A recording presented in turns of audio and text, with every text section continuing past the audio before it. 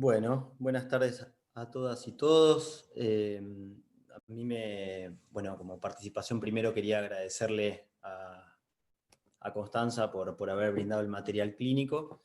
¿Se ve bien la pantalla? ¿Sí? Aparece la presentación ahí, síntomas Sí, negativos en trastornos sí, psicóticos. sí. Fenómeno. Bárbaro. Bueno, como les conté un poco al principio, el interés de hablar sobre esto, sobre esta temática, surge a partir bueno, de un recorrido clínico por diferentes espacios. En primer lugar, como decía, le quería agradecer a Constanza por haber, digamos, brindado el material clínico y al resto del equipo de REC, que tengo entendido también colaboraron en ello. Y también quería aprovechar la circunstancia para, al ser la primera vez que me puedo dirigir a todos, quería, como, bueno, agradecerles por permitirme formar parte de este grupo, del que me enorgullece mucho participar, habiendo pasado ya 2 años de mi incorporación a él. Así que no quería dejar pasar la oportunidad para saludarlos por ello. Bueno, adentrándonos más en el tema propio de la reunión de hoy, o sea, creo que en innumerables circunstancias nos hemos encontrado y quizás con muchas menos herramientas como para poder brindar soluciones a familiares, allegados, referentes afectivos y a los propios pacientes ante esta colección de frases que puse un poco así al voleo, que grafican un poco para mí esta gran problemática que significan los síntomas negativos en los trastornos psicóticos en general. Para tirar un par más o menos al aire, o sea, vemos muchas veces este enunciado de mi hijo es un vago, no hace nada en todo el día, se la pasa tirado con los jueguitos, duerme todo el día, doctor le podrá dar algún estimulante, va a trabajar algún día, ¿cómo va a ser si no hace nada? ¿No? Como toda esta demanda hacia el paciente con trastornos psicóticos, que muchas veces es, a mi entender, quizás la mayor demanda que muchas veces tenemos por parte de las familias y por parte del paciente en algunos casos, y que terminan como nucleándose en un interrogante general que tiene que ver con la gran preocupación de los familiares de qué va a pasar con él o ella cuando nosotros no estemos, ¿no? Y ante esta situación que emerge de la práctica cotidiana con pacientes con trastornos psicóticos o con esta esfera sintomática, se me ocurrió como empezar a investigar un poco más al respecto de qué se puede hacer con esto, y sobre todo empezar a pensar algunos aspectos que voy a pasar a comentarles bueno, para empezar a diferenciarlo y poder asirlo de manera efectiva, ¿no? Como bien ya todos saben, la esquizofrenia o los trastornos psicóticos en general están compuestos por síntomas positivos, negativos y cognitivos, o por lo menos así el Tratado de Esquizofrenia, un manual muy extendido del de Lieberman, define a la enfermedad, ¿sí? Me parece que no hace falta como ampliar mucho al respecto de los positivos, pero sí quizás al respecto de los cognitivos que han determinado en muchos aspectos y ha generado como ciertas conferencias y grupos de trabajo para poder diferenciarlos de los síntomas negativos, ya que hacen referencia a cosas que por ahí podrían estar un poco mezcladas con estos síntomas negativos. Sí, los cognitivos están definidos por sobre todo los trastornos del pensamiento, que podrían estar contenidos por trastornos en la atención, trastornos y dificultades en analizar los contextos lingüísticos, ¿no? Y, por ejemplo, producir expansiones de sentido de las palabras, neologismos, como tantas novedades lingüísticas con las que nos encontramos atendiendo a estos pacientes. Y asimismo, las alteraciones en las funciones ejecutivas, que a grandes rasgos son aquellas actividades mentales que nos sirven para planificar, organizar, guiar, revisar, evaluar, o sea, todas esas cosas para poder ajustar nuestras conductas al entorno y a lograr ciertas metas posibles. Esos serían como los trastornos cognitivos que aparecen en la esquizofrenia. Y quería como nombrar particularmente los síntomas negativos porque estos 5 que yo elegí, a ver, no son al azar, los vamos a encontrar en la bibliografía con montones de términos distintos que son parecidos pero no son lo mismo, pero aparecen como escritos de diferentes maneras, y estos 5 que yo elegí son aquellos que se eligieron en el reporte de consenso de digamos, de un grupo de trabajo grande, una investigación que hizo el Instituto de Salud Mental de los Estados Unidos, que se llamaba Matrix, en particular enfocado en los síntomas cognitivos, que como dijeron, bueno, estos son los síntomas negativos, y a partir de ello medio como que se estandarizó la investigación para poder decir, bueno, qué cosas se parecen, qué cosas no se parecen a esto, investigamos qué cosas hacen bien para esto, qué cosas no, ¿no? Entonces, como de esa manera se estandarizó de alguna manera para poder hablarlo. Ahora, quizás haya otras maneras mejores de definirlo, o sea, va por fuera, pero es como una estandarización que permite una búsqueda,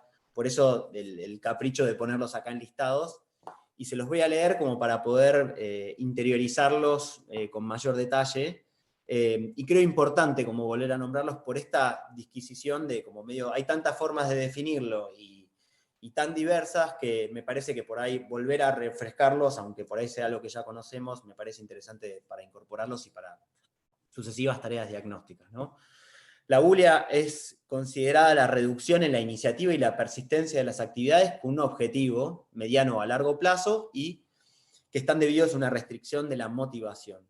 La anedonia, que es altamente conocida, pero que en este caso me parece que hace una diferenciación importante, que yo no conocía hasta que me puse a leer un poco del tema, es que divide en dos a la anedonia entre consumatoria y anticipatoria, haciendo más particular para los síntomas negativos esta anedonia anticipatoria, que tiene que ver con la disminución en la experiencia de placer en la anticipación a eventos o actividades futuras, ¿sí?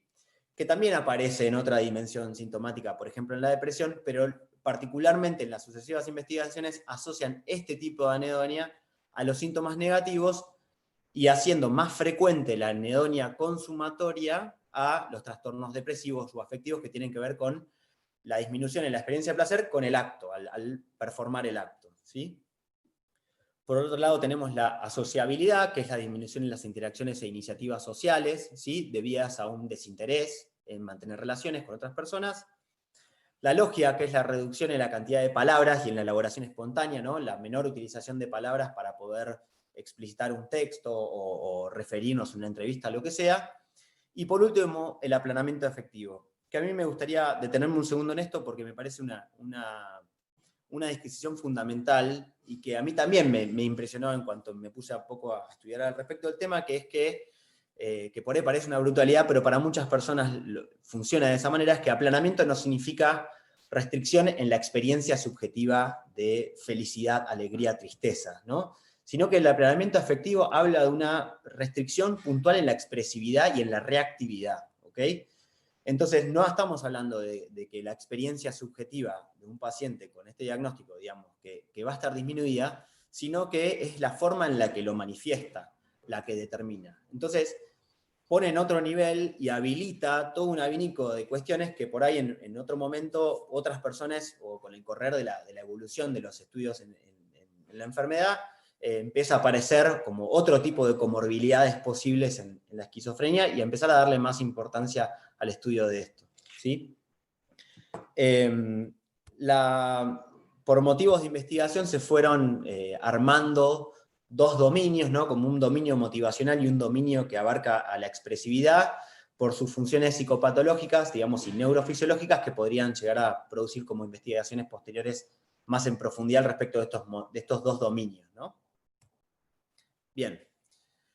Entonces, como para graficar un poco más el impacto de lo que tiene que ver los síntomas negativos en los trastornos psicóticos, un poco de números, perdón por lo árido de esto, pero es para graficar un poco la importancia de lo que esto significa para nosotros como especialistas o como trabajadores de la salud mental específica en esto, es que casi el 60% de los pacientes que o sea, que están estabilizados, pudiendo estar con síntomas positivos controlados o muy leves, o sea, con antipsicóticos, los pacientes, hasta un 60% de los pacientes lo experimentan. Hay estudios que hasta hablan de un 90% de los pacientes que tienen síntomas de este tipo. Como les decía, gran proporción de los pacientes persisten con síntomas negativos habiendo controlado los síntomas positivos, y dos factores como muy, muy impresionantes al respecto del síntoma negativo tienen que ver que es un predictor 4 veces más potente que los síntomas negativos para predecir la funcionalidad de un paciente y la calidad de vida que va a tener a lo largo de su vida, ¿no? Los síntomas negativos que los síntomas positivos, cuyas características son los que habitualmente nosotros hemos definido como patognomónicos para definir la enfermedad, o por lo menos en este tiempo lo han sido, ¿sí? Entonces, si pensamos que un 60% de los pacientes tienen, ¿cómo se llama?, padecen de síntomas negativos, y vemos la cantidad de gente que padece esquizofrenia en el mundo, y decís, wow, O sea, claramente los síntomas negativos tienen que ver mucho con la evolución de nuestros pacientes y van a marcar un poco el destino de muchos de ellos, en cuanto, si nos paramos pura y exclusivamente en el punto de vista psicopatológico, ¿no? Pero sin, digamos, dejar afuera todo el resto de la esfera psicosocial que influye en el paciente, pero desde el punto de vista psicopatológico, el impacto que esto tiene es muy importante, ¿sí? Algunos números más, pero no me voy a detener para no pasar tanto. Bien, este cuadro, que parece súper confuso, es un poco un diagrama de la historia evolutiva de un paciente o con la enfermedad, o más o menos una estandarización de la evolución de un paciente. En el eje X, horizontal, vamos a ver digamos, la historia, digamos, de los años del paciente, dividiendo por diferentes etapas. Digamos, en el inicio, ahí mete una teoría psicopatológica o de inicio de la enfermedad, etc. Pero por sobre todo, quiero que presten atención a lo que está escrito en azul, ¿sí? Que perdón que está en inglés, pero hace referencia a en qué momentos de la historia evolutiva de la enfermedad aparecen estos síntomas negativos, ¿no? En el eje Y, disculpen que no le dije antes, habla de la intensidad sintomática, ¿no? Dividiendo en dos, ¿no? La parte superior del gráfico sería en aquella etapa en la que nosotros entramos en contacto con los pacientes, ¿sí? Que es la etapa en la que los síntomas son mucho más elocuentes y que requieren la atención, y en la parte por debajo sería la etapa prodrómica, o en aquellos que no requieren tanta atención de urgencia o tanto despliegue, aunque lo vamos a ver a la larga que sí lo necesitan, ¿sí? Entonces, es importantísimo el impacto que tienen estos síntomas negativos en la etapa prodrómica, siendo quizás presente en un 90% de los pacientes que aparecen estos síntomas, ¿sí? Después aparecen asociados mismo a los primeros brotes, ¿sí? De manera muy, muy marcada, y luego, a lo largo de la historia evolutiva del paciente, con sucesivos o no sucesivos brotes, o ante una estabilidad, en los que pueden aparecer síntomas negativos persistentes, que pueden ser muy, muy intensos, o pueden ser más moderados o leves, pero que padece el paciente a lo largo de toda su historia evolutiva. Es por ello que surgieron dos conceptos, ¿no? Que se llaman, que serían el síndrome deficitario y la presencia de síntomas negativos persistentes, que fueron dos formas de definir a aquellos pacientes que presentan sintomatología negativa de larga evolución en ausencia o en estabilidad de sintomatología positiva o incluso sintomatología cognitiva. ¿Ok? El concepto de síndrome deficitario es un concepto que incorporó Carpenter en el 88, y tiene que ver con la idea de poder englobar a una cierta población de pacientes para poder investigarlas en mayor profundidad y poder establecer perspectivas de tratamiento particulares, ¿no? Es como que ahí vuelve a aparecer un poco digamos, el empuje histórico de crear una categoría, una subcategoría para poder analizar y diferenciar, hasta incluso que llegaron a plantear que podrían ser enfermedades distintas, porque según ellos tiene genética, fisiopatología y evolución y tratamientos diferentes. Entonces, eso podría llegar a determinar enfermedades distintas. No tuvo mucho éxito ese concepto, pero quizás para algunos pacientes se podría llegar a pensar, digamos. Es el caso de D, que quizás podríamos pensar en que podría englobarse dentro de los criterios de la esquizofrenia deficitaria o del síndrome deficitario. Como les contaba, los síntomas negativos persistentes muestran como un esquema más laxo para poder definir a estos pacientes, porque en vez de establecerles como un criterio de 12 meses de evolución para este síndrome deficitario, sino que habla de 6 meses y tiene que ver más con una posibilidad de hablar de, digamos, de algo más laxo para la investigación particularmente, ¿sí? Existen diferentes escalas que recomiendo poder visitar para poder aclarar acerca de cómo evaluar estos síntomas negativos y además para poder hacer su seguimiento posterior en la evolución al respecto de las digamos, intervenciones realizadas.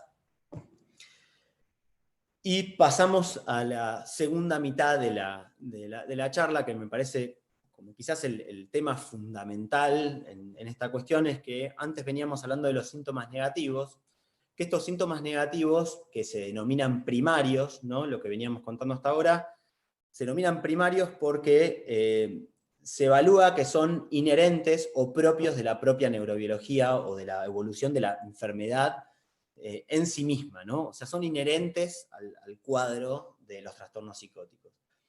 Ahora, surge esta nueva definición de los síntomas negativos secundarios para poder englobar todos aquellos síntomas negativos que están determinados por causas que no tienen que ver directamente, o sea, que no son injerencia directa de la propia enfermedad, sino, por ejemplo, en el caso en el listado que tenemos ahí abajo, o sea, los síntomas negativos secundarios pueden surgir a partir de, por ejemplo, los síntomas positivos, de cuadros comórbidos como la depresión, la ansiedad o la fobia social, ¿sí? A los efectos adversos farmacológicos, al consumo de sustancias de abuso, que es quizás la comorbilidad más frecuente en los trastornos psicóticos, y a la deprivación social. ¿Ok? Bien, como les decía, soy tan enfático con respecto a los síntomas negativos secundarios porque me parece que es importantísimo poder hacer una disquisición clínica y semiológica al respecto de ellos, porque son aquellos en los que nosotros sí tenemos mucha más injerencia, en los que se puede trabajar, y es lo que incluso en dispositivos como el REC permiten poder generar respuestas posibles y tratamientos posibles en este tipo de pacientes, ¿sí? A su vez, entender los síntomas negativos secundarios permite, en el ámbito de la investigación, poder, al tener una superposición fenomenológica, intentar ensayar orígenes fisiopatológicos comunes y poder crear algunos modelos que puedan despejar estos confundidores y poder generar sucesivos tratamientos posibles para estos síntomas negativos. Bien, para aclarar un poco, quizás para mezclarlo aún más, como les decía, estos síntomas negativos están determinados tanto por factores que son propios de la enfermedad en aquellos primarios o factores secundarios, ¿no? O sea, generadores de estos síntomas negativos a partir de otras experiencias de la propia enfermedad. Entonces es como de repente entramos en la ensalada de los síntomas negativos, que es que nosotros podemos tener síntomas negativos asociados a las anormalidades psicomotoras, o sea, del retardo psicomotor, o asociados a la catatonía, por ejemplo, pero al mismo tiempo podemos tenerlos por una causa secundaria, como es el tratamiento antipsicótico, que puede generar síndromes extrapiramidales. Entonces, ¿dónde está el huevo y dónde está la gallina de estos síntomas?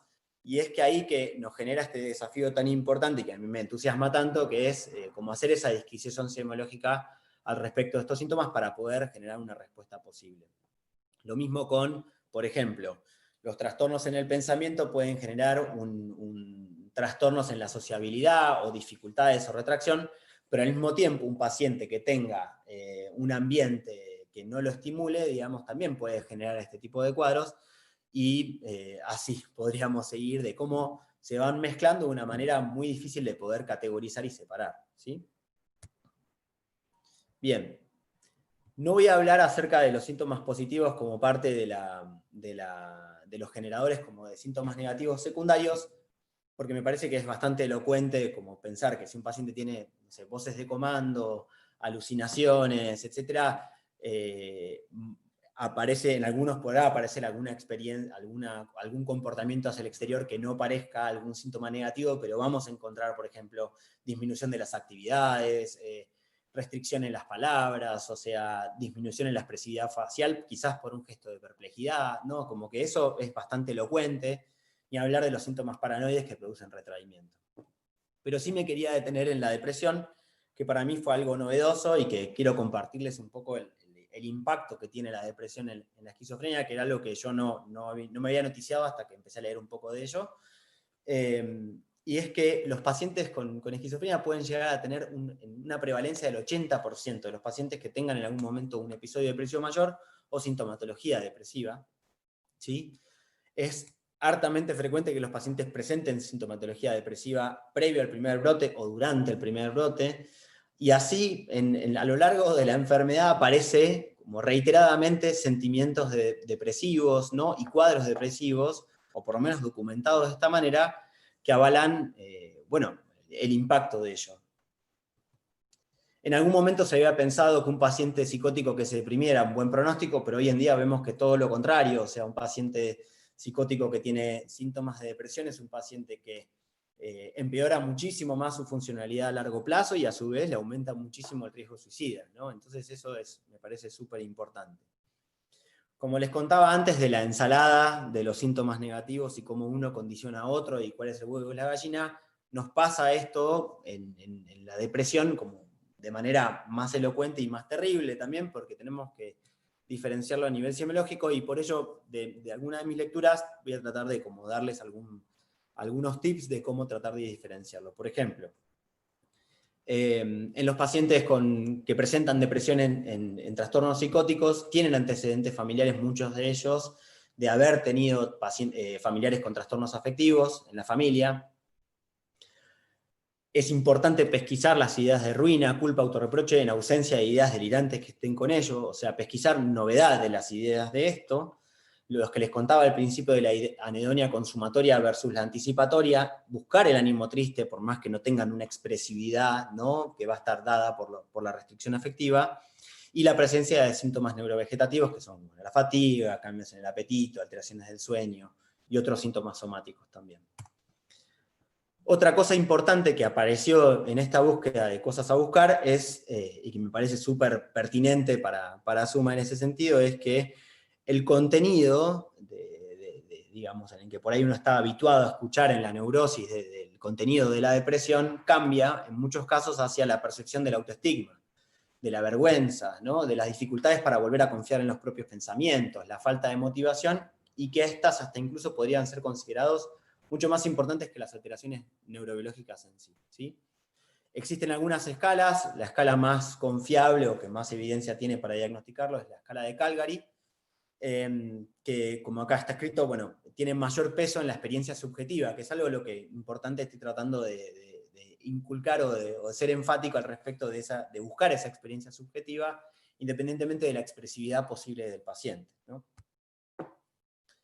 Bien, por consumo de sustancias de abuso, bueno, tienen todas las de la ley para presentar cualquier tipo de sintomatología, o sea, es la comorbilidad más frecuente en la esquizofrenia, como les contaba anteriormente. La bulia aparece, por ejemplo, en el uso crónico de cannabis, intensamente asociado en aquellos pacientes que tienen alto riesgo de desarrollo de un primer brote. La anedonia asociada al craving y a la abstinencia es algo súper frecuente. Pero, bueno, sigue habiendo dificultades en la evidencia de la asociación entre estas dos cosas, y es necesario, por lo menos, ahondar aún más en esta asociación para poder diferenciar efectos agudos y crónicos de las sustancias de abuso asociadas o como generadoras de los síntomas negativos. Bueno, esto es todo un tema enorme, ¿no? Pero me gustaría como detenerme en dos aspectos que a mí me interesan bastante, y es algo que yo noto hace mucho, que es que tiene que ver con algo que yo le digo con mucho cariño, es que claramente la medicación antipsicótica en muchos de los pacientes, sobre todo si toman antipsicóticos típicos, ¿no?, que tienen un efecto de bloqueante dopaminérgico muy intenso, ¿no?, y no moléculas más nuevas, pero algunas que también lo producen igual, el impacto de esta medicación como generador por ejemplo, abulia, a través de la sedación, o la restricción en la expresividad emocional por el efecto dopaminérgico, digamos, el bloqueo dopaminérgico puede también parecer tranquilamente un confundidor. Y otro aspecto que a mí también me parece muy característico es, por ejemplo, se ha difundido totalmente que cuando uno juega y pone cara de loco, no cierra los ojos, ¿no? Entonces mantiene esta mirada así, y esa mirada, uno jugando a veces, lo que quiere decir es que se asemeja, y es algo súper estigmatizante con ese punto, y que puede llegar a ser un producto de la medicación que nosotros a veces le damos a nuestros pacientes. Por eso me parece que trabajar eso, la oftalmoplejía, que es esto que generan muchas veces los antipsicóticos típicos, es algo importante a poder tratar para poder dar medicación que no genere tantos efectos adversos de este tipo. Otro aspecto importantísimo es el aumento de peso, o sea, en tanto y en cuanto cambia el esquema corporal, cambia la percepción de uno mismo, uno empieza a tener vergüenza, o sea, y eso es totalmente restrictor de la funcionalidad social. Entonces, así como los impactos físicos que eso genera, empezar a sentir disnea, todas esas cosas, es muy difícil, o sea, son todos restrictores de la sociabilidad que uno tiene que tener en cuenta cuando está tratando estos casos y dando la medicación que nosotros a veces damos, porque además es la piedra fundamental de los tratamientos. Bien, y por último, pero no menor, es la deprivación social, ¿no? Esto tiene dificultades en su documentación, o por lo menos en las cosas que yo estuve leyendo, y que, si bien está documentado ya en estudios del siglo pasado, mismo en escritos de los popes de la psiquiatría, Krepelin y Bloiler, digamos, hablando de esta deprivación de los pacientes con escasa emotividad, ¿no? Y hoy en día han podido ser documentados a través de estas nuevas escalas y la presencia de estos síntomas negativos en instancias hospitalarias y en institucionalizaciones crónicas, ¿sí? Si bien no está documentado claramente el beneficio por salir, digamos, de las internaciones crónicas, que por esto no estoy queriendo decir que no tengan un beneficio por eso, sino que es una cuestión metodológica, que es un gran bache dentro de la investigación, justamente que me parece un ámbito súper interesante para ahondar en la investigación, y es que, a su vez, nosotros podemos asumir que mejoran mucho los pacientes cuando hay evidencia acerca de tratamientos comunitarios que sí registran mucha mejoría de estos pacientes. No sé si fue muy claro, pero bueno, si no lo amplío más adelante. Bueno, ya para finalizar un poco al respecto del tratamiento de los síntomas negativos, quisiera como primero hacer hincapié en la importancia de poder despejar los síntomas negativos secundarios, ¿no? de los primarios. Y para ello había encontrado este algoritmo que me parecía piola, por lo menos para graficar un poco un caminito mental para uno no perderse, aunque por ahí no estoy tan de acuerdo con el orden así esquemático, pero sí por lo menos para poder tenerlo en cuenta a la hora de, cuando uno trabaja con estas cuestiones, poder saberlo y seguir ese camino, ¿no? Y que plantea estas cuestiones que fuimos hablando acerca de los síntomas negativos secundarios, despejarlos todos para después decir como, bueno, ok, ahora me encontré con y contra síntomas negativos primarios, ¿y ahora qué hago, no? Porque ahí va a estar... Andrés, perdón, ¿tenés Sí, chance Gustavo. de agrandar? Porque no veo nada, está medio chico para mí.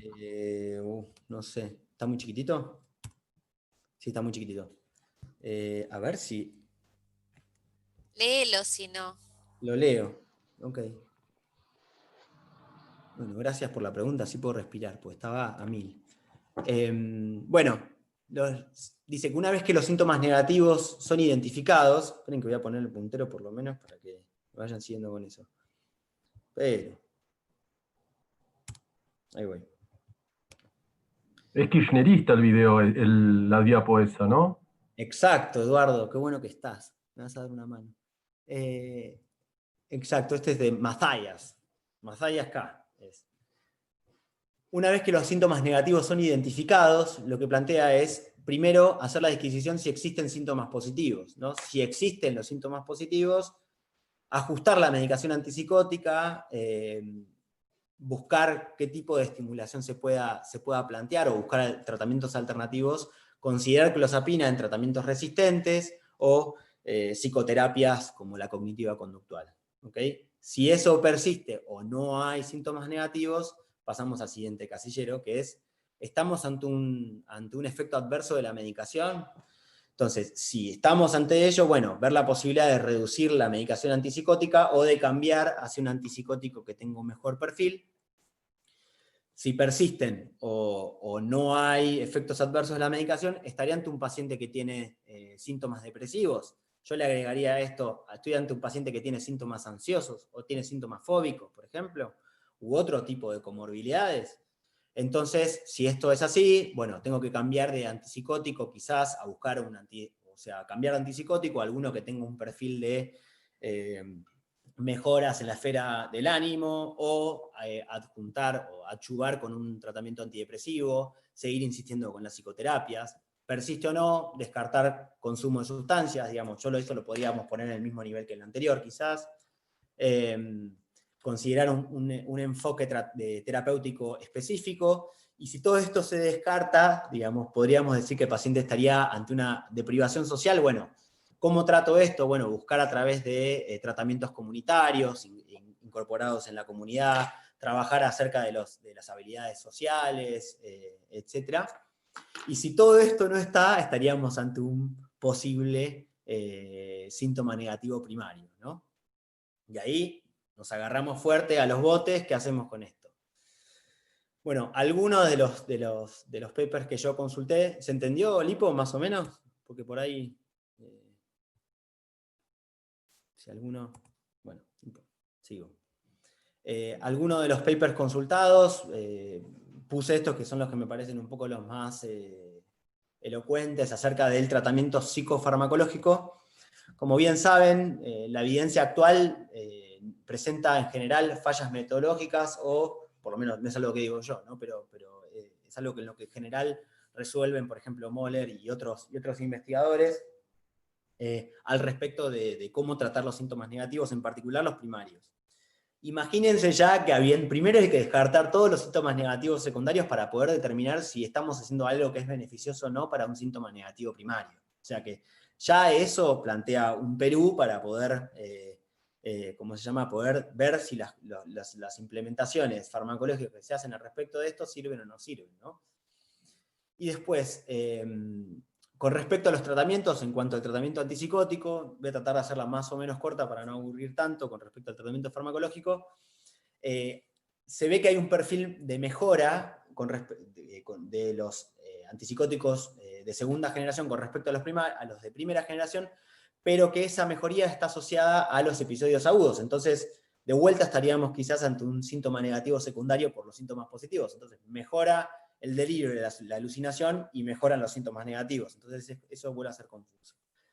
Surge alguna evidencia al respecto de la misulpirida, ¿no? En bajas dosis, que podría llegar a producir una disminución de los síntomas negativos en pacientes estables, y de la novedosa cariprazina, en un estudio comparativo muy interesante, en comparación con la risperidona, en un follow-up bastante extenso, de como de 26 semanas, si no me equivoco. Eduardo, si no me salta la yugular, ahí me va a decir mejor. Que sí muestra ciertos beneficios ante los síntomas negativos, pero bueno, recién sale al mercado y recién estamos conociéndola y veremos a ver qué pasa un poco con eso. Y bueno, y lo que estaba después ya lo dije. Con respecto a los tratamientos adyuvantes, bueno, hay un montón de cosas que se están probando. Los antidepresivos es lo más extensamente utilizado, digamos, por facilidad, conocimiento de los psiquiatras, o sea, es algo que utilizamos, pero que solo muestra efectividad en el tratamiento cuando hay una depresión comórbida, o sea que estaríamos de vuelta en la misma situación. Se han hecho muchos esfuerzos para investigar acerca del sistema de neurotransmisión en NMDA, o sea, a través de aumentar el aminoácido glicina, con ciertos beneficios, pero no cuando los pacientes toman clozapina, porque la clozapina haría cierto efecto en el sistema de NMDA, entonces por lo tanto en esos pacientes no habría un efecto, que igual se está probando bastante incipiente y todavía falta mucho recorrido para seguir estudiándolo. También hay hipótesis de trabajo a través del sistema glutamatérgico y bueno, más cosas. Con respecto a la memantina, que es una medicación que se utiliza para el Alzheimer en estadios terminales o no respondientes, existe una perspectiva bastante positiva, pero que por lo que vi son estudios muy chiquititos, de hasta 30, 40 pacientes, y con muchas dificultades de replicabilidad. Entonces todavía hay un recorrido, o sea, si bien pareciera interesante o con algunos resultados positivos, falta bastante recorrerlo. Y así puedo seguir eternamente con las cosas que se prueban, porque también está electroestimulación magnética transcraneal, modafinilo, bueno, etc. Ninguno ha probado ser bastante efectivo, como algunos tratamientos psicosociales que, si bien no hay estudios comparativos que comparen un tratamiento psicosocial versus tratamientos farmacológicos o tratamientos integrados, llama la atención que, pudiendo analizar esa variable independiente de los tratamientos psicosociales y teniendo en la mayoría, o por lo menos en mi experiencia, muy buena evolución en general, digamos, encontremos tan pocos papers en PubMed que hablen de ello, ¿no? Como verán en esta búsqueda así muy brutal quizás, o sea, hay 600 papers que aparecen para tratamiento de los síntomas negativos farmacológicos y versus 73 que aparecen para tratamientos de los síntomas negativos y sin tratamiento farmacológico, o sea que imagínense. Ya cerrando, y les agradezco la atención, y hablé un montonazo. En cuanto al tratamiento psicosocial, sin dudas ha demostrado muchos beneficios, generando descensos en escalas que miden, digamos, los síntomas negativos, esas que yo les mostré en algún momento en la charla. Pero existe un gran problema a la hora de poder analizar su efectividad o no, que tiene que ver con que hay un montonazo, y sin dudas sirven muchísimo, porque de hecho hay evidencia científica de que esto funciona en muchos casos, pero la baja posibilidad de replicabilidad hace que sea muy difícil poder determinar qué cosas funcionan y qué cosas no puntualmente. Hay un montón de experiencias muy interesantes y sin dudas son beneficiosas, digamos, porque lo vemos, pero está con muchas dificultades para poder plasmarse a nivel generalizado por estas dificultades en la replicabilidad de esa técnica, ¿no?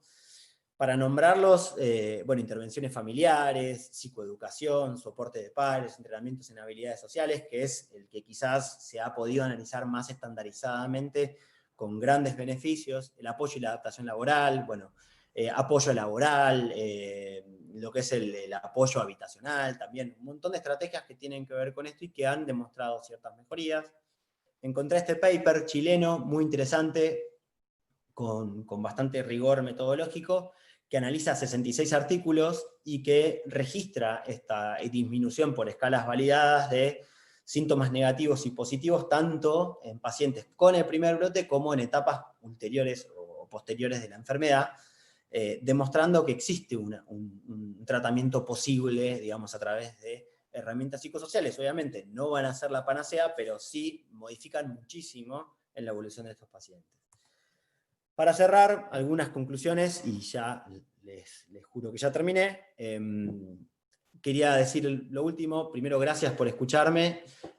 Segundo, hablarles de la importancia del reconocimiento para poder tomar medidas terapéuticas adecuadas, pesquisar activamente a lo largo de la evolución estos síntomas y descartar minuciosamente estos síntomas negativos secundarios para actuar y evitar la iatrogenia en estos actos.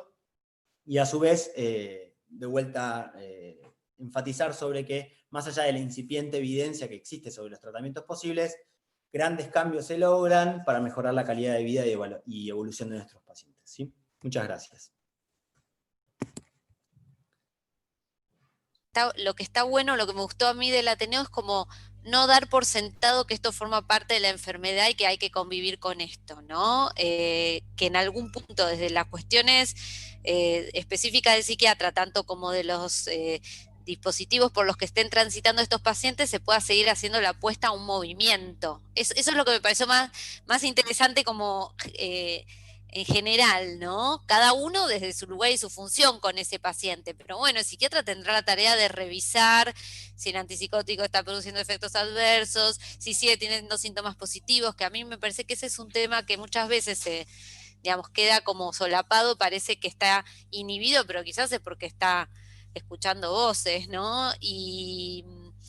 Y bueno, el psiquiatra tendrá esa función de hacer ese recorrido por ese algoritmo y desde los dispositivos comunitarios, sociales, grupales, se tendrá, digamos, se seguirá haciendo la apuesta a lo vincular, a de qué manera, ¿no? El encuentro con el otro. Pero en definitiva, creo que la cuestión de no dar por sentado de que eso es parte de la enfermedad y que el paciente vive con eso, es lo que puede producir un movimiento. Eso. Gracias, Raque. Carmen y luego Constanza. Bueno, primero que me gustó mucho la presentación y lejos de cansar, me quedé con muchas ganas. Porque la presentación, tanto de Constanza como de Andrés, me trajo algo que es como una inquietud clínica, institucional, ética, que es la de oportunidad. Los tratamientos, ¿qué oportunidades abren?